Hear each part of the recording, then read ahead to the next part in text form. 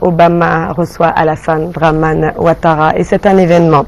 Le président américain a promis que les États-Unis resteraient des partenaires inconditionnels des démocraties africaines en recevant 4 dirigeants d'Afrique noire francophones. Le président de la République a gagné Abidjan ce matin après cette visite historique de 3 jours. Viviane Naïma.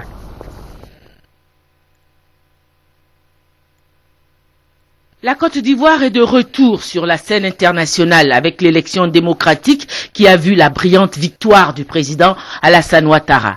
Après le sommet du G8, les 8 pays les plus industrialisés du monde où il a été invité il y a 2 mois, au mois de mai, le président de la République vient à nouveau de répondre à une autre importante invitation, celle du président des États-Unis, Barack Obama. À New York et à Washington, où il vient de se rendre pour une visite de travail, le président de la République Alassane Ouattara a eu plusieurs rencontres et séances de travail avec les grandes institutions internationales que sont l'ONU et la Banque mondiale, pour repositionner la Côte d'Ivoire au plan mondial et obtenir un programme d'aide d'urgence pour le pays. Le président de la République a eu aussi un entretien à tête avec le président américain Barack Obama. Le président de la République est de retour de cette importante visite de travail de 3 jours et nul doute qu'il revient avec de bonnes nouvelles pour le pays. Je viens de rentrer de Washington où j'ai effectué une visite de travail et d'amitié à l'invitation du président Barack Obama que nous avons rencontré hier après-midi en compagnie de 3 autres chefs d'État de la sous-région, les présidents du Bénin, donc de Niger et de Guinée. Nous avons eu un échange très fructueux sur les questions de développement, questions de démocratie, de sécurité. Dans le cadre de nos échanges avec le président Barack Obama, j'ai été fort impressionné de son engagement à nos côtés. Je l'ai remercié pour le soutien que l'Amérique a apporté au processus de paix dans notre pays. Je lui ai expliqué que maintenant que nous sommes sortis de cette situation, il faut nécessairement aller de l'avant avec des mesures fortes en matière économique et en matière sécuritaire pour que les populations puissent profiter de ce changement. Il a bien compris ce message. Il avait autour de lui d'ailleurs tous les hauts responsables financiers à qui il a donné des instructions. Et j'ai profité de ce séjour pour me rendre à New York, pour rencontrer le secrétaire général des Nations Unies.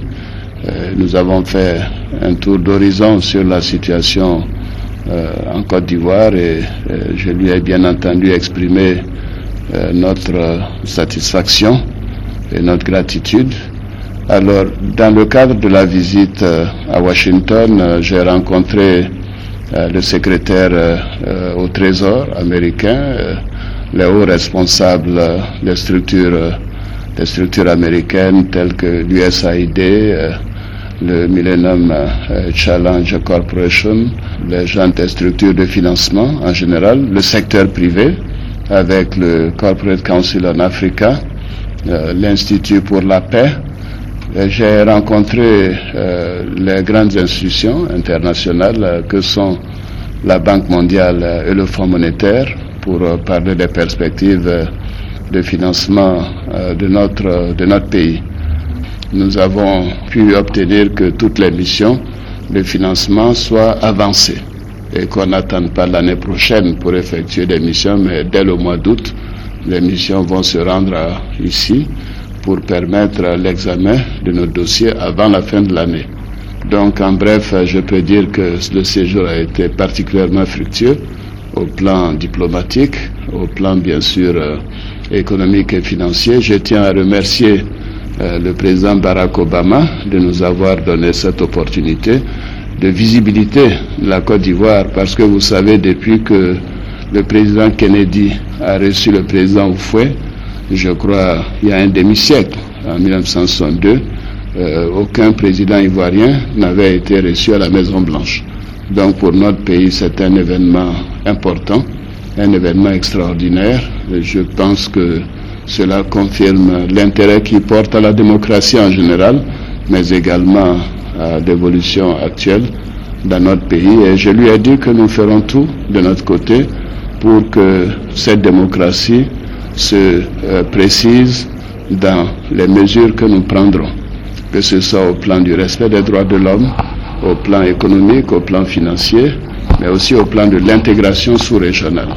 Et que la Côte d'Ivoire envisage de jouer le rôle de moteur qui a toujours été le nôtre avec les pays voisins, et nous ferons en sorte qu'il y ait beaucoup plus de concertation avec nos pays voisins, et également faire en sorte que l'Afrique puisse jouer au niveau de notre sous-région un rôle important sur le plan mondial.